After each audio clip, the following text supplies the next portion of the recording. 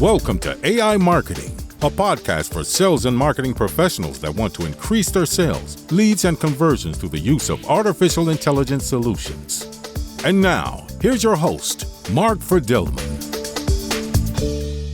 Hello, everyone. Welcome to another episode of AI Marketing. Joining me today, Richard Savoy. We're going to talk about B2B AI marketing. We've never done this on this show. So when Richard's team reached out, I was very happy to say, yes, let's do it. Let's find out what's different with B2B AI marketing. And I know a lot of you are in B2B. You listen because there's a lot of B2C or B2B to C that you're interested in. Well, here's one that's specific to B2B. So, Richard, before we jump in, would you please introduce yourself? Sure, Mark, and thanks for having me on. I really appreciate it. And again, Richard Savoy, I'm a co-founder and CEO of a company called Adiona, and we do enterprise logistics optimization. So for mainly delivery fleets, your postal organizations and big third-party logistics carriers of the world use very clever AI-based algorithms that we create to design their delivery routes and their delivery networks.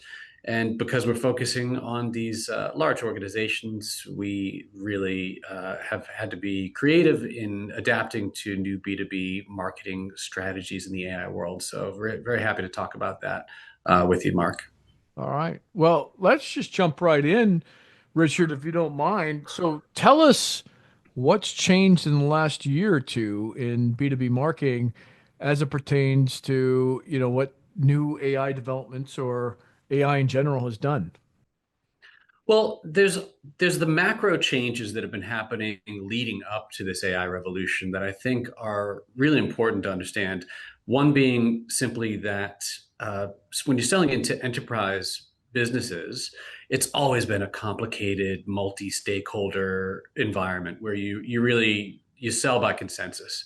You might have an internal advocate or some people who are supporting you internally, but still, there's no one person that's going to sign off a big enterprise deal. But that's getting more and more complicated, even up to before 2 years ago. The trend has been, it used to be 11 touch points, 11 meetings to sell an enterprise deal on average, according to McKinsey's of the world. And now that's up to 17 touch points. Wow. So it's getting more and more complicated. There's more and more people involved. I think as well and I don't know how many of your audience might be in logistics and supply chain, but in supply chain, the technology has moved a little bit slower than some other areas of the world, and that's okay. It's because, supply chain is based on physical assets in the real world. There's only so fast you can turn over the number of trucks you have and the models of trucks you have and the warehouses and things like that you have. So it's going to move a little bit slower, but what's also important to understand is that a lot of these organizations have tried lots of technology over the years, and not all of it has delivered. So you've got this macro trend of deals getting more complex because a lot of the historical technology has been maybe oversold a little bit and overmarketed. And now they're getting shrewder, they're getting more choosy and more picky. And so we're using AI tools to help address some of those problems. How do you address the complexity of the sale and the shrewdness and education of the buyer? Because obviously any AI tools that we're using to sell, buyers are using AI tools to screen, right? Well, I'm fascinated by this because I remember when I was in B2B sales and B2B marketing, still kind of in B2B marketing now, where, we were trying to generate leads and make them more qualified for the sales team, and then the sales team would close them. Are you on the front end? Are you using AI for the front end of this in lead generation?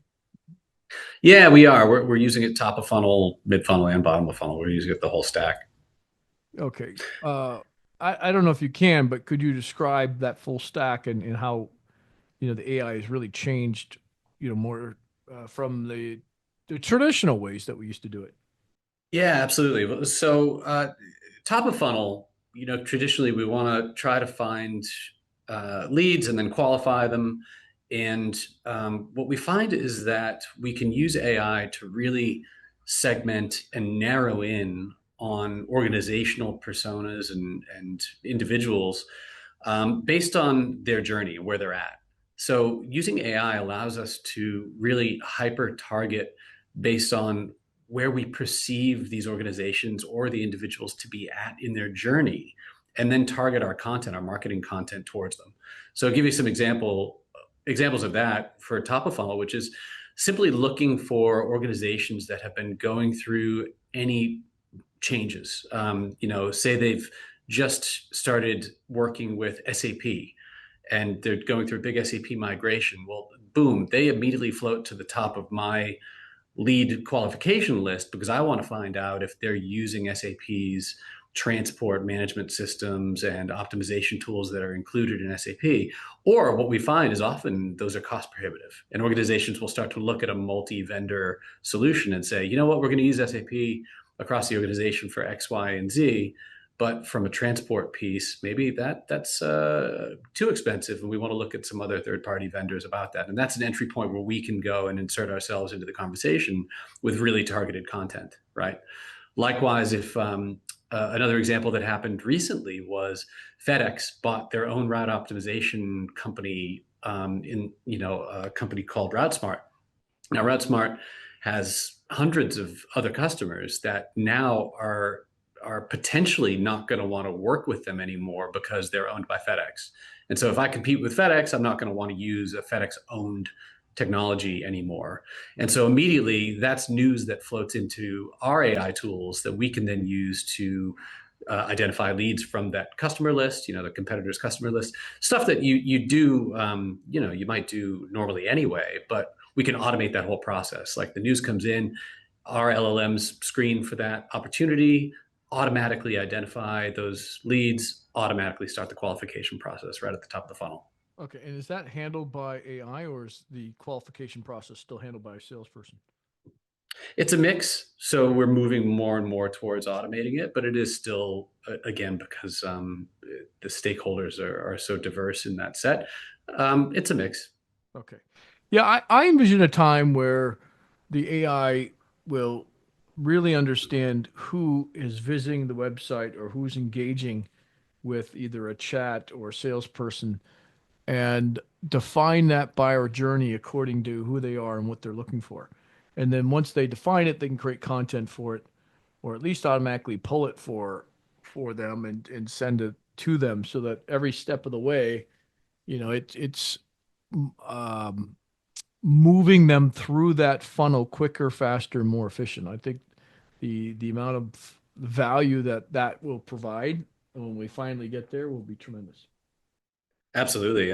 We were just doing some website optimization yesterday and looking at how we can use research on the individuals that are reaching the website, reaching certain pieces of content, and then automatically rearranging the content based on their journey, where we perceive them to be at.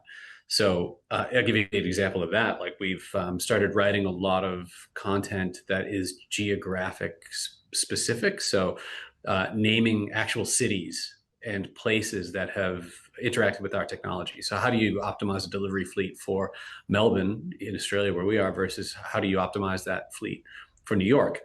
And you can start to think about how, well, if I have a lead or a prospect that comes to our website and we know they're from New York, we can automatically prioritize that content for them. And you can do that in so many different ways. Yeah. I mean, that's the future, I think. Do you think this eliminates a lot of B2B marketers and salespeople then? Not yet.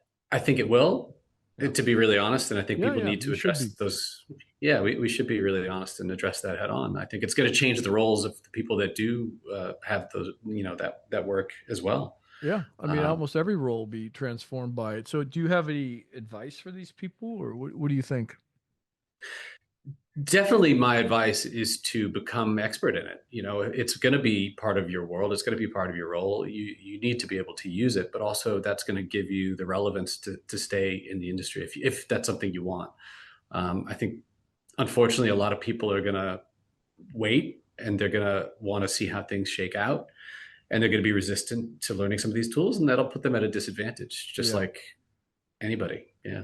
I always tell people that it's not AI that's going to take your job. It's somebody that's mastering AI that's going to take your job. So you got to get started ASAP. I remember sitting in a room, and I've told the story a number of times on this podcast, where I was giving a presentation to 1,000 marketers around the world, and I asked them to raise their hands if they were using ChatGPT, a simple tool. And only I'd say 3% of them did. And this was a year ago. Now I hope those things Wow. that's changed because I kind of shamed them into, you know, becoming an AI marketer and showed them some examples. And I think a lot of light bulbs went off at that point. But Mark, they, there's also this aspect that I am hopeful about, which is that in our world, and especially in enterprise B2B, it's still, and I think for the time being that I can foresee, going to be very relationship based. It's still a human to human process where you want to trust the person that you're doing business with. You want to like the person that you're doing business with, because in enterprise, it's a years long relationship. This isn't, B2C where I sell you something and then I never see you again. These are, relationships that are being built, they're marriages that are being built, and they're still very human. And I see the opportunity for AI to really allow it to be more human, yeah, because you can start to take away, you can automate all the things that can be automated, but it's that relationship that you can't automate. right. I mean, do you see AI helping with maintaining that relationship, whether it's just, hey, you should touch base with this individual, or this individual has visited our website 3 times. One of the pages was a complaint. You better jump on this type of thing. You see it evolving past that, or is that about the extent that you think it's going to happen? No, no, I think you're absolutely right. There's ways that it's kind of obvious, like customer support, right, where you can help to keep the relationship on the right track by making sure that you're on top of any complaints or issues. But one of the things that is a win-win for both the customer and the seller is upsell automation. Yeah. So, for instance, we have flags in our systems that are looking at the consumption patterns of our SaaS, and as certain patterns emerge, we know that they're actually ready for a potential upsell, either an upsell in the existing products they have, move up to the next tier type thing, or we're seeing that they might need a new module that we have offered, and we can then reach out to them and try to sell that. And that's actually great, because I know as a customer of many, many SaaS tools, I actually love it when a vendor or a solution provider kind of senses the problem that I'm having Totally. and then reaches out to me with a solution. So that's a win-win. I think it's a big win. I mean, I'd rather have it know what I want, know what I'm looking for, and then give me the information I need to make a proper decision, or at least it's usually a committee when you get into these bigger B2B deals. So Yeah. what else do you see in the next couple of years emerging that everyone here should be aware of? Definitely, I think that we're seeing a transformation of what works digitally and what works in the real world. And that's something that I would really encourage B2B and enterprise B2B companies and marketers to think about. Is traditional marketing in that space is still very heavy on in-person events, trade shows, conferences, lunches, dinners, taking people to a game. From a sales perspective, but the marketing role in making sure that those events and those relationships are all really clear, and there's budget associated with them. Those budgets are transforming, right? Because we're going to move from some of the lower ROI things in the real world to more AI enabled automation in the digital world. So now we need to kind of recalibrate how we spend money and how we spend time in doing those things. And I think that's going to change dramatically. And I don't have a prediction to give you of exactly how that's going to shake out, but my prediction is that it's going to be dramatically different from what it was 5 years ago. Yeah. And so, obviously with the disruptions in in-person events that we went through with COVID and all that, like, we're still in a correction phase, but now AI is throwing in another grenade. And I think everyone should be really clearly thinking about where they derive value from that relationship-based in-person interactions and what they can automate, with AI.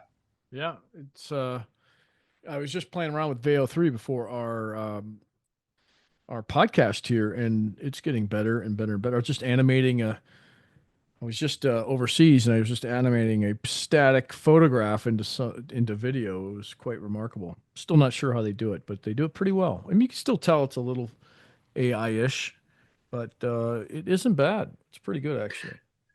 Absolutely. And I'm at the point now where so much of the content I see in video, I'm starting to question whether it's Yeah, generated or not, because well, there's some it's that are gonna obvious, but some are really at, subtle. at some point you won't be able to tell, and most will be done that way just because of the sheer cost effectiveness of it. It's really remarkable. Yeah, absolutely. It's an opportunity. And I think, the other opportunities are, again, that real-time feedback loop of how do customers use your products? How do they interact with your brand? And how do you then meet them with the solution to their next problem before they even have had time to think about it?